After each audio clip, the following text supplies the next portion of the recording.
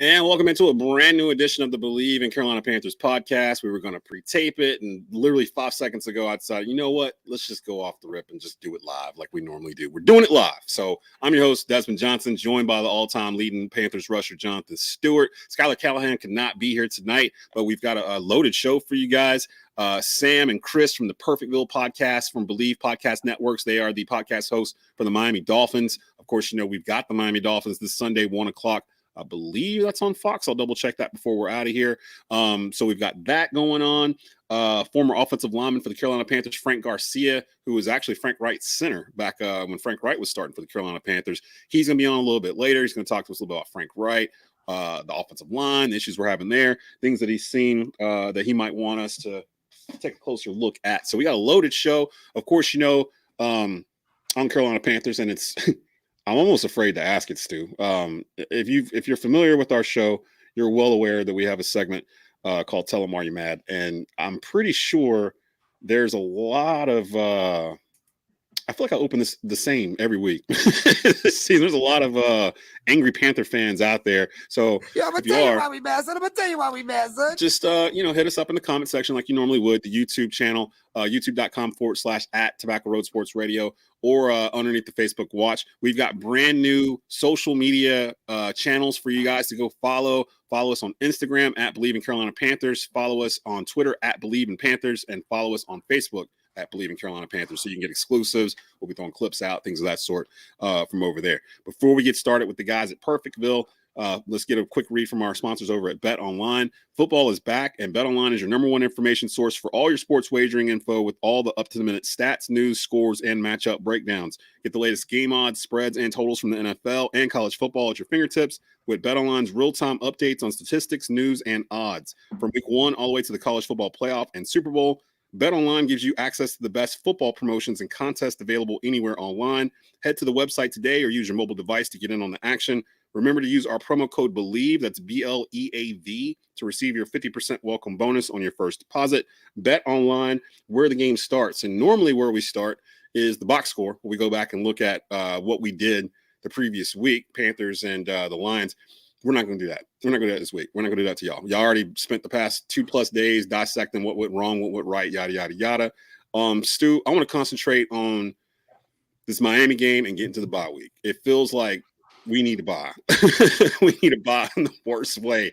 How was your 2 days after Sunday, sir? Because Panther Nation going through it. They're going through it. I mean, it was good that I was actually in California with my family on vacation on fall break, so it was actually probably good that I wasn't necessarily here to really deal with the woes of being a Panther fan right now. But man, it was hard to watch, you know, because I mean, obviously we're struggling in the depth department across the whole board, but you know what you want to see is with a team that's been struggling like we have been struggling and growing, potentially growing. Like when I say grow, that's a good thing because sometimes growth hurts, right?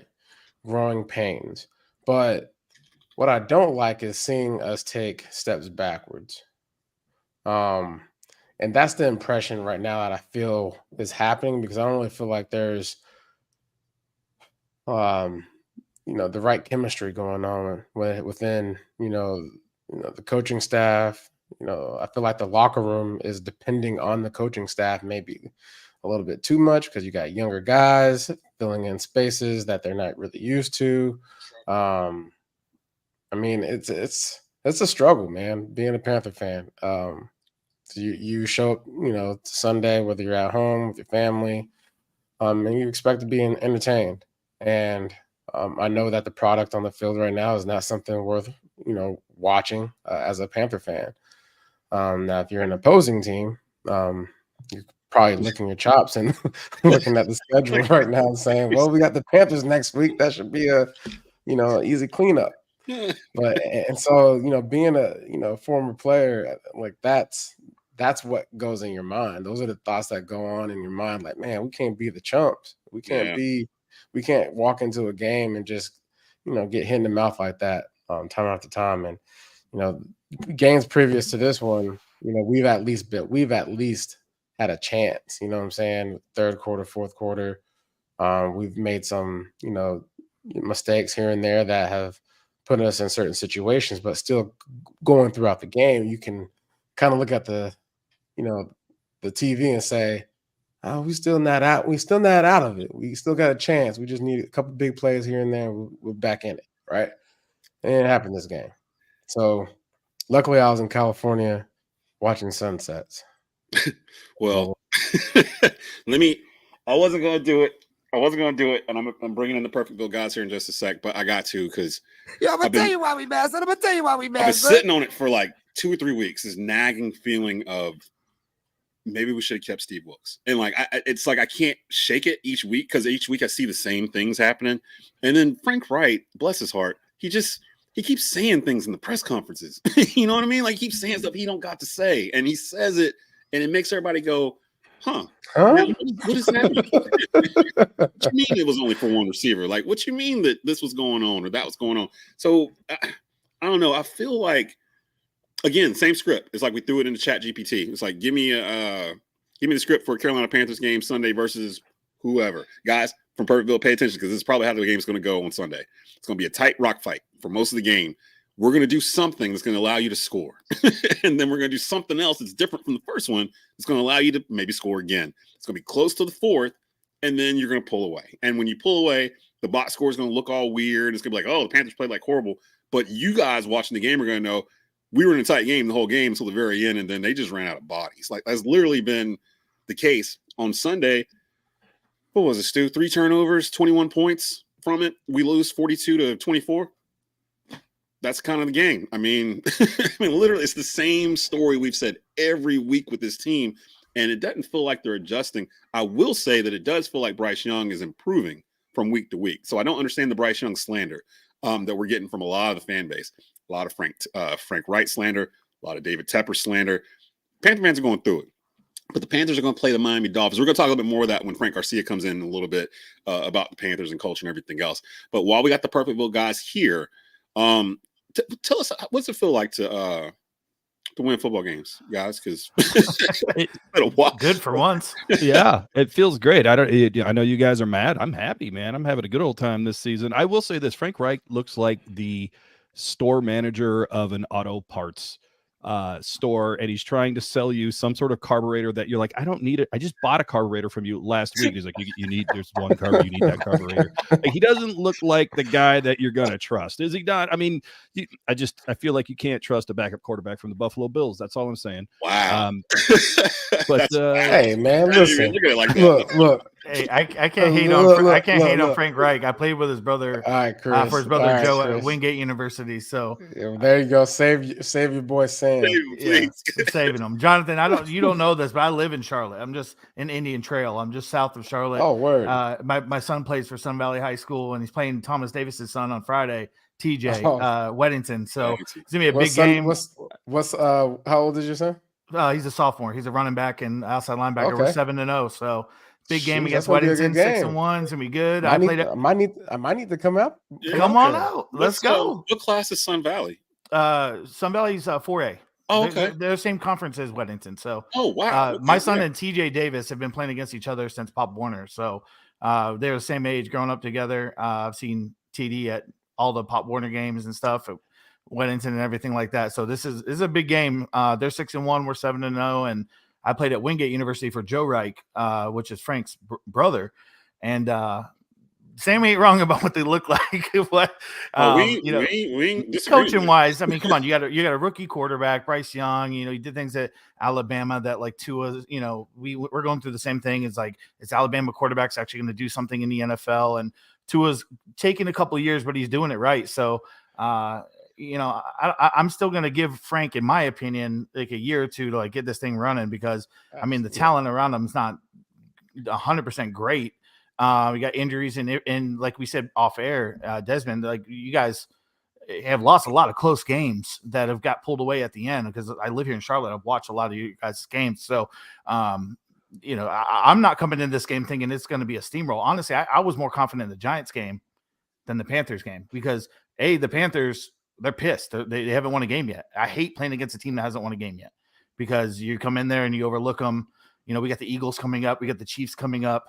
You know, it's very easy to overlook the Panthers at home. So I'm not writing this off as a big time victory as I did the Giants game last week. No, and look, I was just if we're judging coaches by how they look, we are not in a position to say anything to anyone because based on the looks of our coach, he would have been helping Jonathan Stewart with the audio problems that he was having earlier. He looks like the IT manager of a software company, right? Like you can't judge the book by the cover in this case.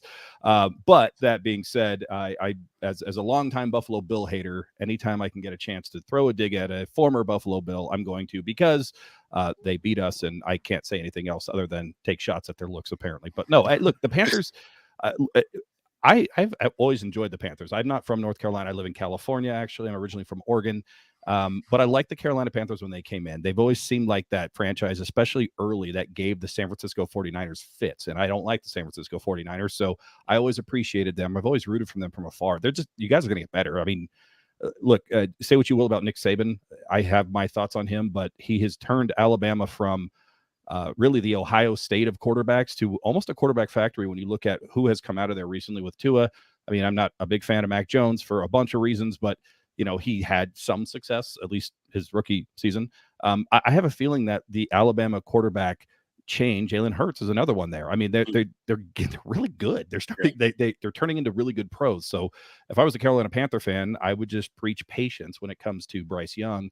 And you got to get some pieces around him. I mean, there's a couple there that are good, but you know, if you guys upgrade that over the next couple of years, you guys will be just fine, especially in that division. I mean, we feel that way, but we also are like, it's week 6. Like we still got what 11 games to go in this season, and like our fan base has gone from wanting to trade off Christian McCaffrey, wanting to trade off DJ Moore, a lot of them wanted to trade Brian Burns, and now it's like it feels like to me a lot of them are stuck on this not having a first round pick. Like that's what their mind is shifted to. So, well, we don't even have a first round pick, so we'd be fine with losing all the games if we had our first, because then we could draft Caleb Williams or whoever. And I'm like, this team doesn't need a first round pick. This team needs a bunch of thirds and fourths. Like they need depth. Like, you know. And what people fail to realize too is like you don't turn a team around based off of one draft pick. Mm-hmm. You know what I'm saying? Like that just doesn't happen. Now, a multitude of different transactions in the offseason, you know, getting the depth, having a starting quarterback, having a solid defense with depth. Like Skylar called this, I think I said what, March? Yeah, way back. A long time ago. He said our problem is going to be depth. Like our starters are we're going to be okay with our starting lineup. But whenever there's a chance that someone goes down, that's where you have, you know, a championship contender team and a loser. I mean, I've been on teams where, you know, we just had, you know, shortage at certain positions that were needed. You know, you like on offense, man, like rhythm is based on the trenches. If you got the trenches like nailed in the coffin, and you can, you know, bank on certain plays running a certain way, and you can bank on that play getting you that 5 yards when you need it, giving you certain protections to, you know, have certain routes developed downfield. Like those are major. And that right now is something we don't have, quite frankly. And I mean, we just obviously lost Zavala. I'm not really sure what we're going to do there. But man, like it does sound like Zavala's going to be okay though. It just sucks to watch. You know, it's not something easy to watch. But one of the things I've been also being vocal about, you know, being on this side now, retired, and you know, being a fan, like when you draft a rookie quarterback, when you have a new coaching staff, you as a fan have to press the reset button. Yeah. I don't care how hard it is to press it, but you got to press it. Because I look at your guys' situation there in Miami, you pressed it 4 years ago. and now you're reaping the reward. It's lived through those 4 years, like right. And last year it was probably like gut wrenching watching your quarterback get banged up and injured, not playing. Who's in going the first to play? year, Fitzpatrick's playing over him in big moments, and all these different things. Our leading rushers, our backup, quarterback. There's a lot of pain points to get through. To the fans of Carolina, it's not going to be a quick thing. It's not a Band-Aid tear. It's going to take time. You're going to have to struggle through losses in Detroit, who's not the Detroit of old anymore. It's going to happen, but you got to just look forward and know, as long as you keep the pieces around them and build more around them too, you can get better. I mean, you talk about depth. It's a perfect example. We scored 70 points against the Denver Broncos without Jalen Waddle. Waddle. He didn't play. Yeah. What team doesn't have Jalen Waddle that the offense doesn't take a drop down? We scored 70. So that depth there was huge for the guys to step up. We're losing Achane, this rookie running back that's lighting it up. We got Jeff Wilson coming back this week. I mean, the depth is just there that a lot of teams don't have, and it takes time building those guys, taking a chance on running backs from the 49ers that were second, third string guys that, Mike McDaniel believed in, and he's bringing them over to the Dolphins, and it's paying dividends to it. The irony, though, of Christian McCaffrey going to the San Francisco 49ers, Jeff Wilson Jr. saying, okay, I need to be traded because I'm not going to play here, and then going to the Miami Dolphins and then now making his hopefully triumphant return against these very Carolina Panthers. I mean, there's so many weird storylines that intersect all these teams, but it takes time. I don't know. I mean, you said it started 4 years ago. That was like the fourth rebuild in 20 years. I mean, we never got to this point. It's been a while since Marino. We don't know what to do with our hands. We're kind of like, I'm so used to just having a sad beer and crying, and now it's a happy beer. It's good. I don't know. The loss of Achane, I did see that today that he's out, and y'all guys might put him on IR and that kind of thing. I didn't realize my man was averaging 12 yards a carry. Did you? Ridiculous. You're supposed to pronounce his name Achane. Achane? Yeah. Is that what it is? Achane?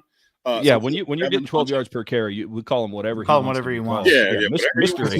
When I saw he was out, I was just like, because we've been getting gashed in the run game, and I'm sitting back thinking, I'm like, 5-6 yards is usually like the peak of like what a running back's going to get to in terms of like, that's Jim Brown average. This dude's averaging 12 a carry. Like, what is happening in Miami? How big of a loss? The offense, I can tell you what it is. That offensive line. Yeah. Now, if you go back to watch that, what is it, 64-yard run, 74-yard run off the left tackle there? Yep. I mean, the offensive line, they're moving like machines out there, and they're getting in position. But not only that, you got an offensive coordinator that's actually, creating, spacing for, certain gaps to be hit, right?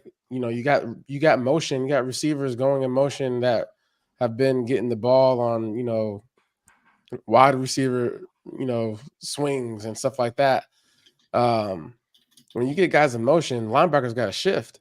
And when linebackers shift closer to where the offensive line has to go and meet them to make a block, I mean, they're doing everything right, man. Well, and Jonathan, as more than anybody, I played middle linebacker. You get a linebacker's hip turn one way, and you cut back the other way, it's over. It's a wrap. We're doing this without Armstead. Left tackle is out. Our starting left tackle is out.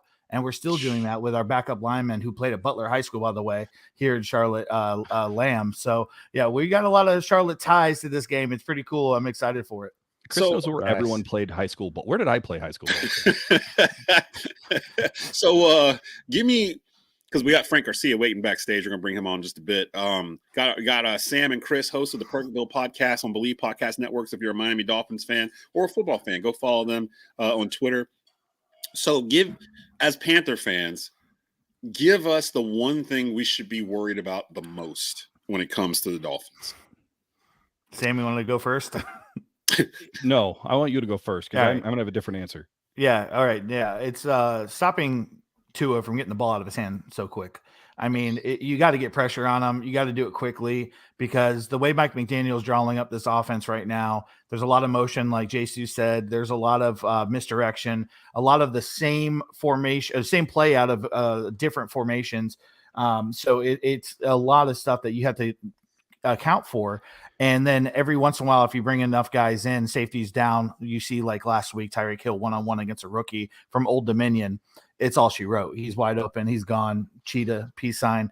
It's pretty tough. And you got, we lost H-Hand, but like you still got Mostert that's running hard. Jeff Wilson's possibly back. You got to force, in my opinion, the best way to do it is how the Bills and Patriots did, is take away the pass.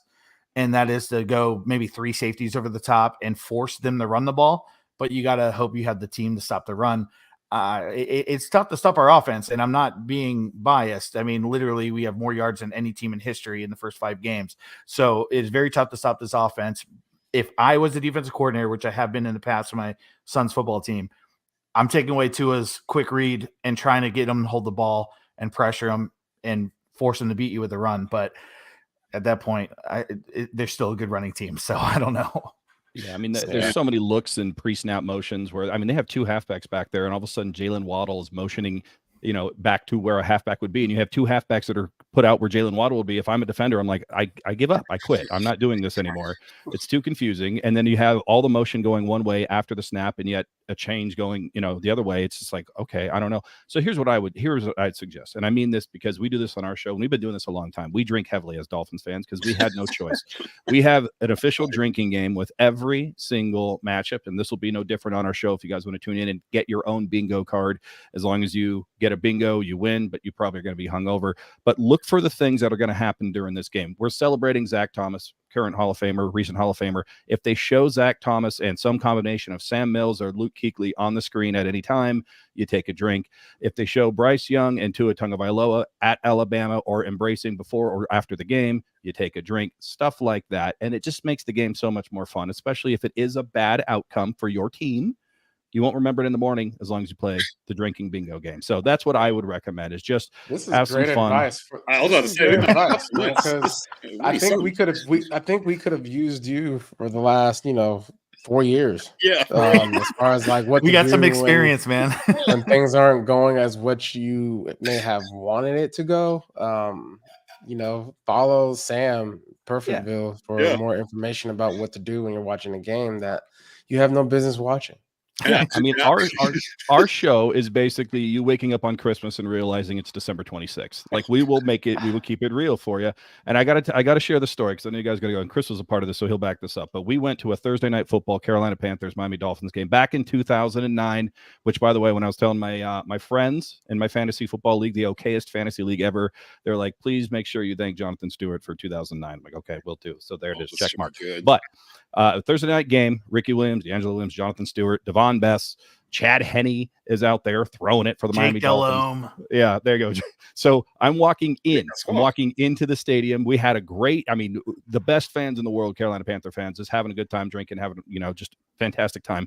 Walking into the stadium, there's a very drunk Miami Dolphins fan chasing his head, just stumbling all over the place, right? And he's getting ready to fall. So I picked him up, and I literally picked him up to move him to save his, I'm not going to say life, but let's say life for the sake of the story. But as I picked him up, he goes, I'm king of the world. And he throws his hands up like Leonardo DiCaprio in Titanic. And he hits me right in the tooth. And the tooth just exploded like a firework. And Sure Chris did. is there. And Chris is with his wife. And Chris was like, that sucks, buddy. My seats are down here. Have a good night. So I had to go sit somewhere else with a busted tooth. And I was like, I don't want to feel another ounce of pain. So please keep giving me Jack Daniels until I get on a plane tomorrow and go home. This is a week before Thanksgiving, by the way. So I had to show up to my grandmother's house with one less tooth. And she's like, what happened? I'm like, North Carolina happened, Grandma. I don't know. She almost sent me back. Who won that game? Dolphins won. Dolphins that game, won. yeah. But it was a very close game. Ricky Williams had a run that was crazy. Ricky Williams broke the Especially- record for the longest time between 100-yard rushes. Yeah. Because he had been Ronnie Brown's backup and suspended and things like that. Ronnie Brown was hurt, so Ricky actually got 100 yards rushing that game. And D'Angelo Williams is mic'd up after that and told him, he wears 34 and everything like that because of him. So that was a really cool game. And I'm glad we were there. Man. Not the originators, the ones that made Wildcat vogue in the NFL. Those Miami Dolphins squads with was Ronnie Brown and Ricky Williams was there, and then Patrick Cobb got in there. I'd like to say that D'Angelo Williams for the Panthers was, a trailblazer for that department, though. Yeah. Matter of fact, you know what? You're right, because we were doing it the year before. Like before the other, like the national media caught on, we had started doing Wildcat with D'Angelo was running it. Well, they're actually doing it at Arkansas because we had ran out of quarterbacks at one point. Yeah, Darren McFadden was doing it over there. Darren But I will McFadden's say right. thank you. I will give you guys credit. We appreciate you guys doing that for us, because that helped us that season. Thank you. We appreciate it. We got to get Sam and Chris out of here. Go follow them on Twitter, the Perfectville Podcast. Go follow all the Bleav podcasts. There's one for all 32 teams. I Bleav there's a former NFL player attached to each one of those. So definitely go check them out. Miami taking on Carolina. Please don't drop a 70 burger on us, or like Shannon Sharp said, a 50 piece with 20 flats for free. Don't do that. We don't want it. We don't want it. No. Hey, Jay Stu, see you at the Weddington Sun Valley game Friday, man. I'll say that again. You see you at the Weddington Sun Valley game on Friday, man. That'd be good. I bet that atmosphere. Yeah. That'll be a nice game to go to. I'll have to talk to TD about it. I'm sure. Yeah. Oh, he knows all about it. I know it. I've seen him out there. All right, guys. Well, appreciate it. Good luck to you guys. Thanks, man. Yeah, good luck. Hope both teams get out of it healthy, and I hope we got a good game and a Panther. But hey, good luck Sunday, guys. Yeah, thanks. We're gonna beat it. So we're gonna get Sam and Chris out of here. We're gonna bring in former Panthers center Frank Garcia, who's joining us here on the Bleav in Panthers podcast. What's going on, Frank? How you doing? Not much. How you guys doing? Pretty How good. you doing, Frank? What's up, Stu? Man? Good, man. How's your drop foot? It's hanging in there. I'm trying to survive one day at a time, as long as I get out there and golf a little bit. But it's made coaching difficult. I'm coaching over at Charlotte Catholic right now, so okay. Yeah, we got a big one this week against Butler, so yeah, we're looking forward to it. I like this. We got this high school vibe going on in the show high tonight. school A lot vibes. of Charlotte schools, because I'm up in the Triad, so there's a natural rivalry between the Forsyth County and the Guilford County schools with Charlotte. It's been like that since like the 90s, really, and they constantly clash. And we're all in the Western region, so like you said, Butler, Charlotte Cat, like all these teams are all in the West, the 4A West. So you got all of them down there, and Weddington and Huff and Chambers and Indy's back, and and then up here you got East Forsyth, and Grimsley is probably the best team in the state, and like it's crazy. We're all on the same side, so only one team's going to come out of this region, so it's just chaos once we get to November. But happy to get you on. Shout out to my man Brenton Purcell, hooked us up with the contact with you. I wanted to bring you on primarily because you were a Panthers center and guard from 95 until 2003, if I'm not mistaken. So you were actually Frank Reich center. So I kind of want to gauge what you think is happening inside that locker room with Frank Reich and the team, because some stuff's kind of coming out where we don't really know if that's actually fact or not. We're at that point of the season where the fans are just talking just to talk. Like they're literally like, they don't know what to do with themselves. And they're mad we don't have a first round pick. They're worried we're going 0-17. The sky's falling, and they're wanting to blame Frank Reich. Give us an idea of Frank Reich's demeanor, like from what you know of Frank Reich. Like, is he the type to panic? Is he the type to change things on the fly when it's not working, or is he the type to stay the course because he's that adamant that his way is going to work? Well, I think he's got his knowledge from a couple of really good coaches that preach stay the course. Marv Levy with the Buffalo Bills, where he was at before he came here, and then when he came here, Dom Capers was here as well. So, he kind of learned, how to establish himself as a head coach. But, you kind of take bits and pieces from what those guys are going to teach you, and you add your personality to it. And Frank's a even-keeled guy. He played quarterback. He understands you can never get too high, you can never get too low. You got to have that that calm, cool demeanor as a leader in particular. And I think that's the way he kind of approaches things. He's going to evaluate it. He's going to look at it. He's going to understand, where they can be better, where they need to improve, and try to take advantage of some of those mismatches. But, as I'm sure you guys have talked about with a young quarterback, it's tough to do that. I can go back to, kind of my rookie year with Kerry Collins. Frank Reich started off, Kerry Collins came in, and, it was pretty vanilla. Run the ball, play great defense, and, run the ball some more, throw some play action in there. And it wasn't until we got to the San Francisco 49ers about halfway through the season where, we thought that, we had a really good chance to go out there and take advantage of some things. And, that not until then was really where they kind of let Kerry Collins, who replaced Frank, ultimately, take over. So it's a process. I think there's a lot of people out there that when you draft the number 1 overall pick in the quarterback, you expect them to be Cam Newton. And, Cam Newton was a different type of player. He's a phenomenal athlete. Great leader, obviously, and the talent that he possesses he's a ball dominant player. He's kind of like a point guard that can go out there and score, do it all. Michael Westbrook. He's going to be flashy. He's going to be able to do it, and then you're going to have guys like Chris Paul. When you look at the quarterback situation now, we have more of like a Chris Paul. He's going to be able to see the field. He has to learn a little bit. Bryce is going to have to understand the defenses, and in college, you probably see a handful of them. So when you get to the NFL, things change up a little bit, and it's probably going from like algebra to physics. So that's the difference in the level of play, because there's so many different types of defenses. So you can't just give a guy a book and expect him to go out there and make things happen. It's going to be a learning process, and he's going to have to make some mistakes. And he's kind of cutting his teeth doing those things. And I think that it's hard for us as fans, because we're paying a lot of money to go to those games, to be patient. So I get it from the fans' perspective, but it's when you have a quarterback that's young, it just puts pressure on everything else. It's kind of a trickle down effect. You have a coach that's young, that's kind of still learning his quarterback. So you have a lot of young things that aren't really matured yet, and they're real green. So it's going to take a little time for them to develop that chemistry. On the offensive line, they have some good players. They don't have dominant players. So, they have to maybe kind of establish what type of identity they want to have. But ultimately, it starts at the quarterback. But I think Frank Reich probably gets too much blame. It's like the quarterback coach. Wins, you get too much credit. Losses, you get too much blame. That whole adage that has been said forever. But I think it's just a learning process. And heck, when you let a guy like Christian McCaffrey go, and DJ Moore go, you have a little talent deficiency. And I'm not saying these guys that they have aren't great or aren't good, but they're not great. Christian McCaffrey was a great player. Oh yeah, might be an MVP candidate this season. Yeah, he is a great player, and you're seeing what he's capable of doing when you have an established team around him, that you can bring a quarterback in that has had a little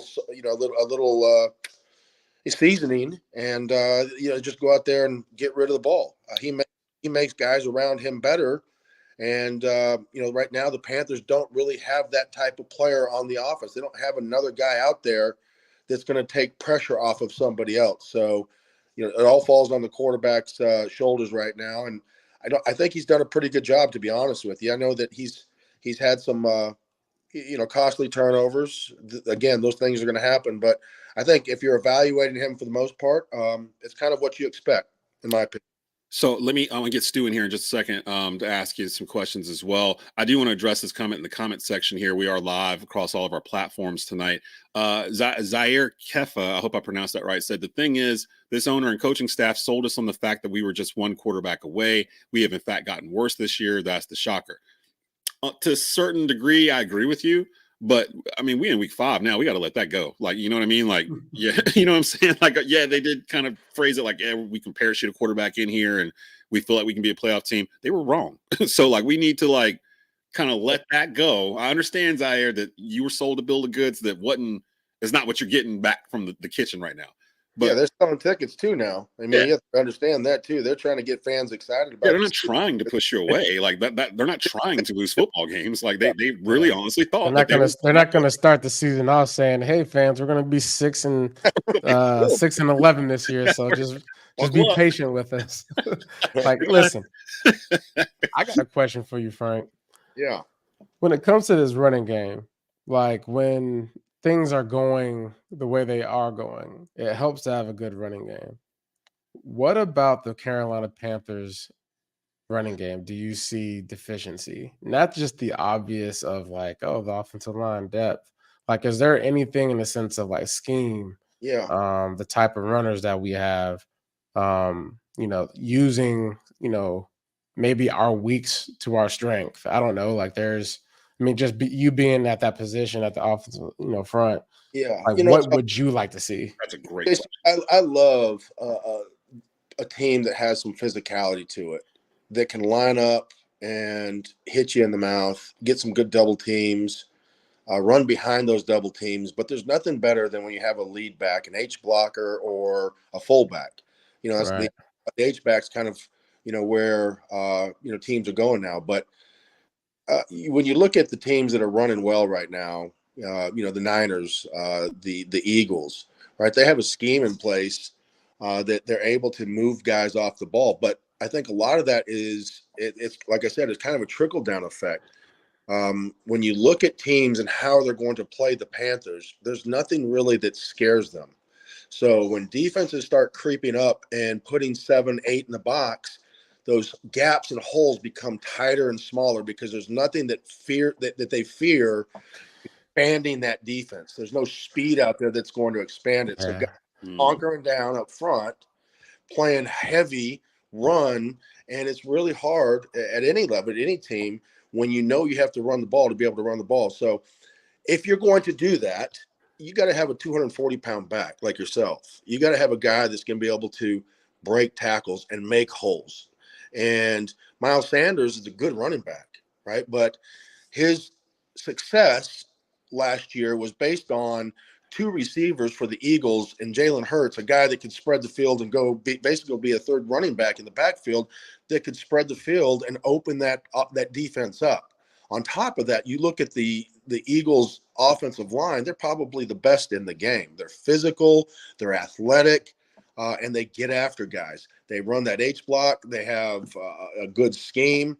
So I would say the one thing that I would really like to see the Panthers do would probably be, especially in short yardage, is get a fullback or a bigger back. They had that guy last year in Dante Foreman. Yeah. I thought that was a big loss for the Panthers this year. And it's not that Chuba Hubbard can't do it or Sanders can't do it, but there's not a guy that's going to run north and south between the tackles and then make the cut after he gets to the linebackers, right? I mean, more of a read zone press and then try to get upfield where there's no downhill coming at you, where there's quick hitters to change of pace with a big back that's going to be able to break some arm tackles. So that would be the one thing that I would say that the Panthers probably could use as a big back to change that pace a little bit, and some speed on the outside.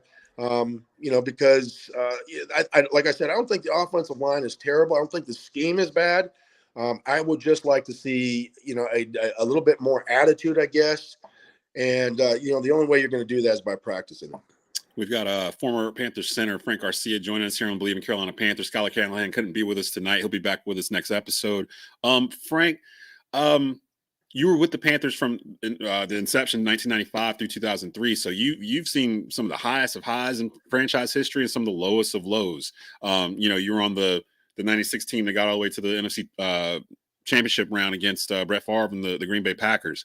But you were also on the 2001 team that bottomed out and eventually led to us drafting Julius Peppers with that first round pick, number 2 overall. Give me a sense of, did you guys know at this point in that season, how the season was going to go? Or is it is it really truly a game to game type of thing where you're not thinking that far down the road? But for me, I feel like if you're in there and you're seeing this stuff happen on the field, it's got to start creeping in your head. Like, yo, what are we doing? Like, what are we doing? Like, what are we going to do to fix this? And if it can't be fixed over a certain period of time, that I guess that doubt or something starts to creep in. I don't know. You guys have played at this level. I have not. So for both of you, what's it like? Because Stu, you've been on teams like that too, with this franchise.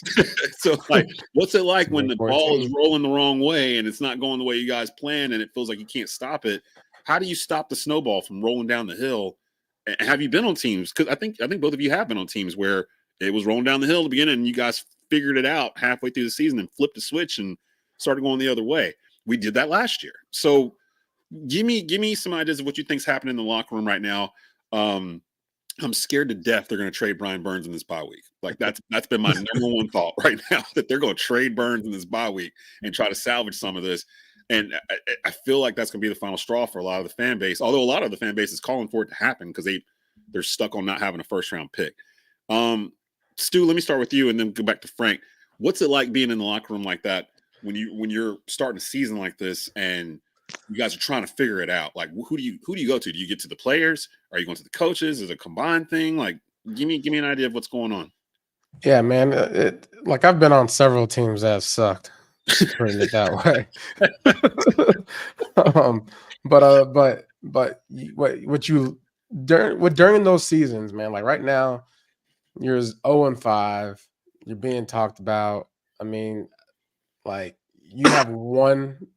You can either do two things. You can quit mentally, physically, don't show up to practice, all that, or you can see this as an opportunity if you're a player.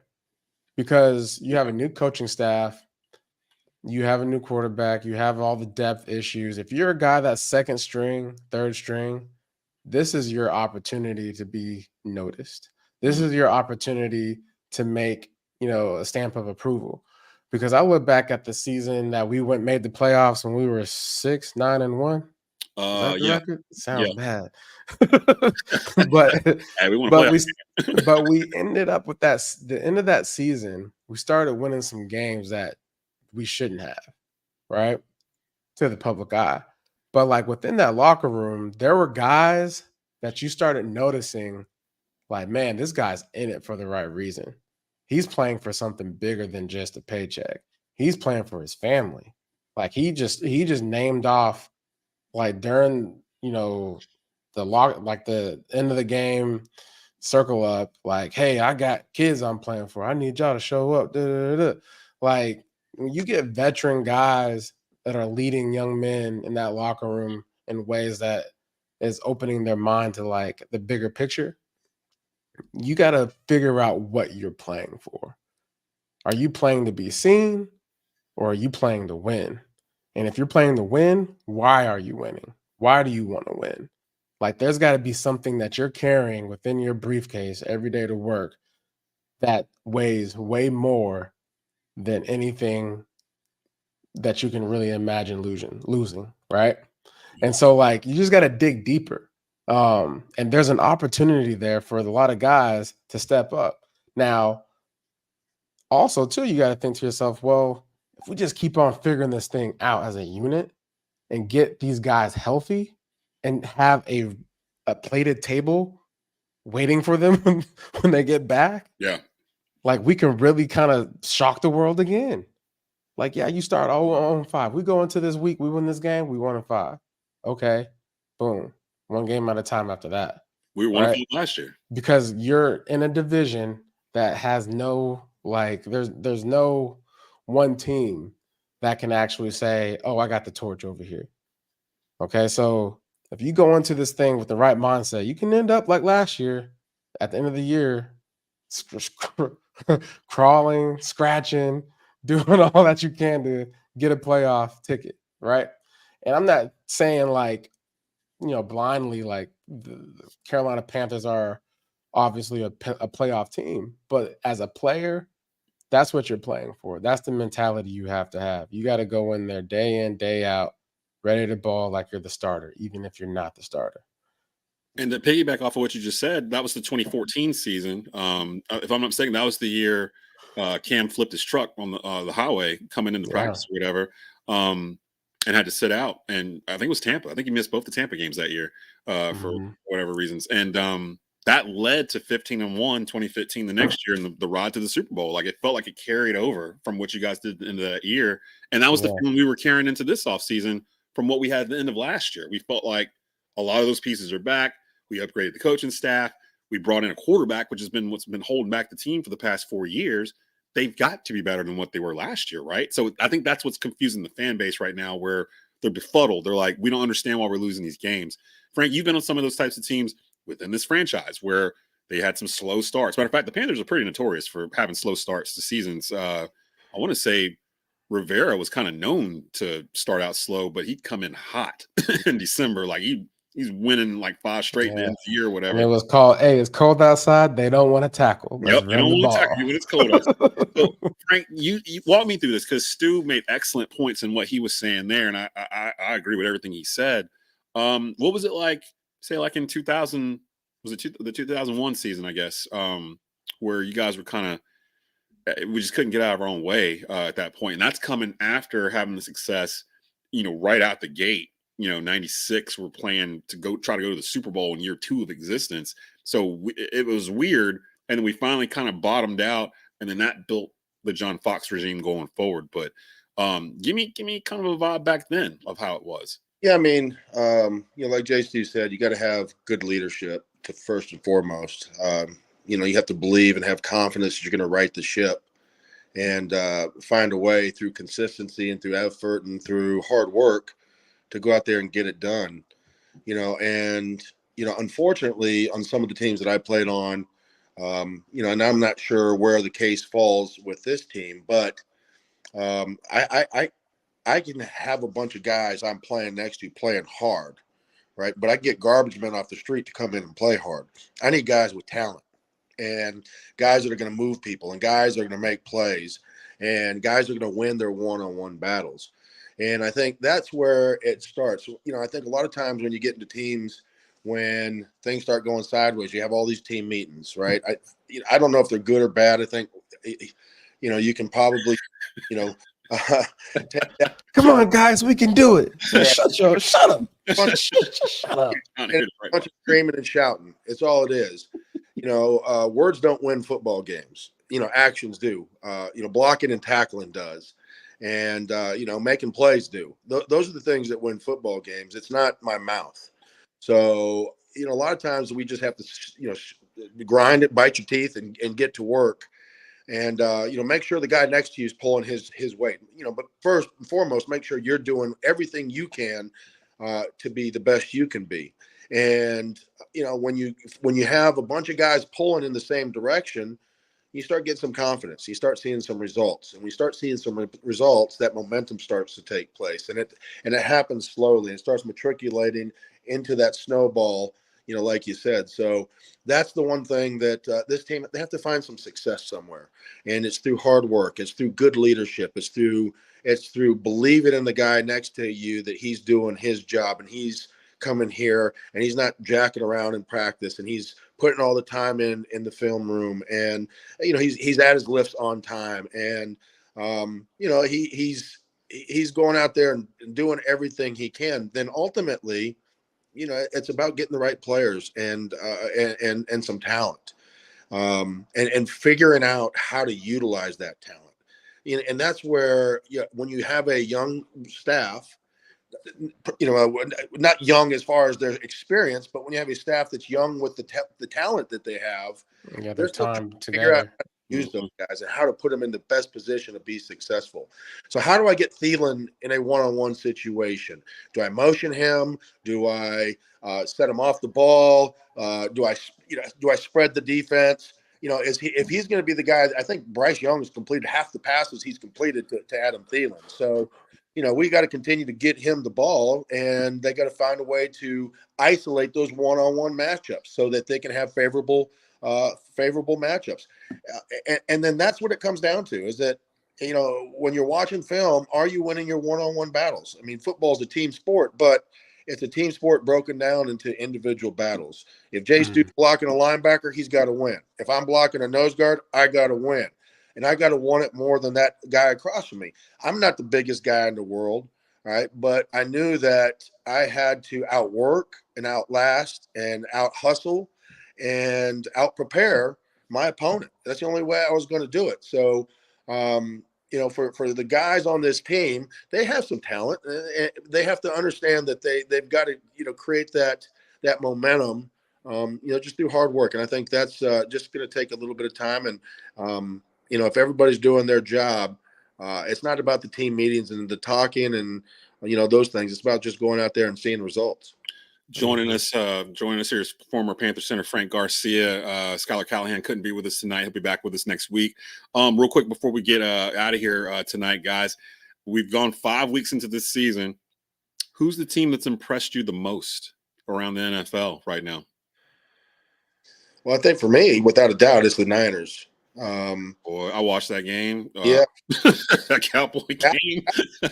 Listen, the Cowboys. I told y'all about the Cowboys. What I tell you about Desmond? Didn't I say it? Look, now I didn't realize the Cowboys were going to just stay home. Like they literally just. Listen, Dak Prescott, man, he out here, man, just out here fooling everybody. Now the Niners defense, because they are elite. Like Fred Warner out here, like just slamming people like to the ground. Like, I mean, they are playing at a different. You were talking about you like teams that are physical, Frank. It comes through the TV when you watch the 49ers. It feels like they are looking to hurt you when they come out. Watch the way their DBs come up and feel, right? I mean, you can tell when a team has confidence and belief. Number one, the running backs run harder than anybody else. Number two, the linemen are down the field picking running backs up when they get tackled, or quarterbacks. Go back to that game and watch every one of those offensive linemen when Chris McCaffrey, 20 yards downfield, was getting tackled. Who was over there picking them up? He had two. You know, because it matters. They care about what they're doing. I like that saying. It matters. Right. It does. That's really what it's all about, Frank. Yep. This is like going back to those seasons that just sucked. You figured out if the game mattered to the guy next to you. That's right. And when you saw it, if you saw the guy that it didn't matter, if you saw it, the coaching staff saw it. If the coaching staff saw it, the scouts are going to see it. The scouts are going to see it. The owner's going to see it. Yep. And next thing you know, you're going to be on next thing smoking out of the goddamn stadium. Look. And so it matters. The 49ers out there just doing it up because they know what it felt like last year to be so close. But Jay, their best players, it matters to their best players. And when the players are out there setting the you know, I played for the Rams too. When it's the Marshall Faulks, when it's the Ozzie Keems, when it's Orlando Pace, when it's Torrey Holt, when it's Kurt Warner, when those guys are the best players and the leaders of the team setting the example, Aeneas Williams on the defense, Grant Wistrom, London Fletcher, when those guys are setting the example, everybody else on the team has no choice but to follow suit because there's nobody to point to. Well, if I'm playing hard, and the guy making the most money isn't, but he's making the most money and it doesn't matter to him, that's a bad message to the rest of the team.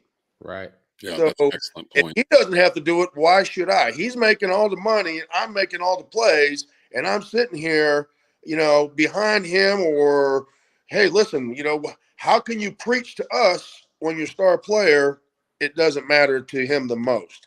But to those guys, when your teams find success, like the Niners, like the Eagles, when the best players are the leaders and the ones that are making a difference and it matters the most, everybody else is going to follow suit. And that's where you get your fourth and fifth rounders playing like second and third. You made an excellent point. Both of you guys made excellent points about that. And it's funny, it reminded me, I'm rewatching The Last Dance right now, just kind of filling the time at night while I'm doing stuff. And there's the scene, like episode 6 or 7 or whatever, where Steve Kerr and Jud Bushler and all these guys that came in after the first three-peat, they're talking about Jordan, and Jordan is like, look, I didn't ask any of those guys to do anything that I don't do. Like, if they're running laps or lifting weights or whatever it is, you got to put in the work to be champions with us. You guys came in off the tail end of what we did 3 years ago, and you guys didn't have anything to do with it. So, like, he's what you just said, you know, if you're seeing Michael Jordan out there running 20 laps or whatever, it's going to make you want to run 20 laps too. If the leader is doing these things, it's going to make you want to do that. Now, I'm not saying Bryce Young's not doing that. He's a rookie. And by all accounts, it sounds like people want to gravitate to him. And I did see some instances in the game on Sunday where it felt like Bryce was trying to be more assertive in terms of being vocal, like in the huddle, like trying to get his guys going, which I did not see the first couple of weeks, which is understandable. He's starting to get comfortable. I don't really feel this whole Bryce Young is not playing well vibe. In fact, it feels like he's getting better. I think he's playing really good. I think he's still making – I think a lot of, you know, errors that are being made with the picks and stuff like that, that can be a mixture of a lot of things, right? That routes, it can be bad routes. It can be, you know, not confident in, you know, the protection. It can be all types of things. I mean, that are being thrown his way. But yeah, Bryce right now is playing to what we should have expected. Yeah. You know what I'm saying? And I think everyone going into this year their expectations were that, we're going to be the 49ers. No, the 49ers are the 49ers. Mm-hmm. But it's going to take time for him to establish that dog, that alpha, right? Yeah. That's what Tom Brady, he didn't come out with that. He earned it. Yes, because when he came in, the defense was really the stars of those Patriots teams. That's right. And Brewskis and those guys. Yeah, that's right. But he started commanding excellence from everybody else, and the Michael Jordan factor, the Kobe Bryant factor, the Wayne Gretzky factor. Hey, we're going to do this, and I refuse to lose. And if you're not, he had if you're not going to do this, then you're not going to be on this ship. If you're not pulling in my direction, then you're gone. So that's where Bryce Young eventually will earn that, right? But it's really hard for any rookie to come in there and establish that with veteran players. Let me ask you this before we end. This will be the last one here. Let's you had something else before we get out of here. Again, presented by Bet Online. You can catch us every Tuesday in the season. I forgot you said you also play for the Rams as well. Who wins in a 4x400 meter relay? The greatest show on turf or our opponent on Sunday, the Miami Dolphins? Oh gosh, they got Tyreek Hill, but we have speed everywhere. All of our linemen could run too. So. Big O. They're getting compared to him. I haven't heard anybody get compared to the greatest show on turf until this year. Even the Chiefs never got that comparison. And these Dolphins are getting right now. Tyreek Hill he's a cheetah. His stop and start. Everybody runs 4-3 at that position. Let's be honest. That offense and defense. The DB the running back Mostert is fast too. Oh, the kid, the guy. Child. Yeah. But the difference is in which the speed in which you play. And the stop-start in which you get out of your breaks. There's nobody keeping up with Tyreek Hill. And I know the guys before you said, "Hey, let's get up and press." No, hell no, you ain't pressing Tyreek Hill. You can't. That sounds like a bad idea.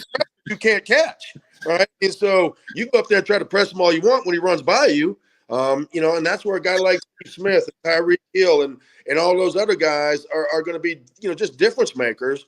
And, why they can do things the way that they're doing them right now. They open the game up for everybody else. They make it easier to throw through those windows underneath because the gap is so big between the linebackers and the safeties because they have to play so deep to keep things in front of them. And then they just eat you up underneath. So the greatest show on turf was fast. We had a lot of playmakers, and we had a trigger puller that knew where to go with the ball right away. So we played faster. They may be faster as far as stopwatch. That 99 Rams team is one of my favorite teams of all time, just because Marshall Faulk was one of my favorite players of all time. Marshall Faulk was my favorite. Yeah, man, I love some Marshall Faulk, which is probably why I love Christian McCaffrey too, because he's kind of the same type player. Yeah, same type of player. Yeah. So, Panthers Dolphins 1:00 Sunday. I've said it all year. I'm waiting for the week when it actually happens. Usually, Carolina has one game every year. We're not supposed to have any business winning, and we win that game. I don't know if it's this week. I hope it is. Going into the bye week with a win. That'd be a good confidence one. Yeah, it'd be great. We were on third and fourth string cornerbacks, and we beat Miami. That would be something to talk about. And then we have the bye. So we haven't even discussed what we're going to do during the bye week. We'll figure that out when we get to it next week. But we got to get out of here. We're up against it. Shout out to the Perfectville Podcast that came on with us, the Bleav and Dolphins podcast hosts, Sam and Chris, that joined us in the first half of this. Shout out to Frank Garcia, who stopped by tonight to give us a little insight on what's going on in the locker room. And I love high school football talk in this one too. We got a little bit of everything. So appreciate everybody. And of course, my man, Jay Stu, all-time Panthers leading rusher in the house, here with us tonight as well. So anything else you got, Stu, before we get out of here? No, man. Just pray for good health. Pray for Frank Garcia's team this weekend. Shout out Charlotte Catholic. Yeah. Y'all are 4-8. Yeah, we're going to need who's your dog on the team? We got a couple. We got a kid going to Notre Dame, tight end. So okay. They keep some kids. Give the ball to him. Yeah, he's our tight end H-back. So we're going to try to get him the ball as much as we can. And, So we're gonna put this in the air now. If Charlotte Catholic and East Forsyth see each other in the Western playoffs somewhere, which is a very good chance they could run into each other, I'm gonna come find you. We're gonna see each other and get to meet face to face because I do the radio for East Forsyth, and they're always in the thick of things. So, man, that's 3 weeks from now. Like we're literally almost through the season. This is crazy that we're past the halfway point already. So, but yeah, so we'll get out of here. We'll be back next week. You can catch the audio version of this on the Bleav Podcast Network, all major podcast platforms. The video version of this is out. Again, go sign up and follow us on our new Instagram, Twitter, and Facebook pages. Just look up Bleav in Carolina Panthers. You'll be able to find us there and start to follow us there for exclusive content, things of that sort. So for Jonathan Stewart, for Frank Garcia, for the Perfectville Podcast, and for Bleav Podcast Networks, we are out. This is the Bleav in Carolina Panthers pod presented by Bet Online. Keep pounding.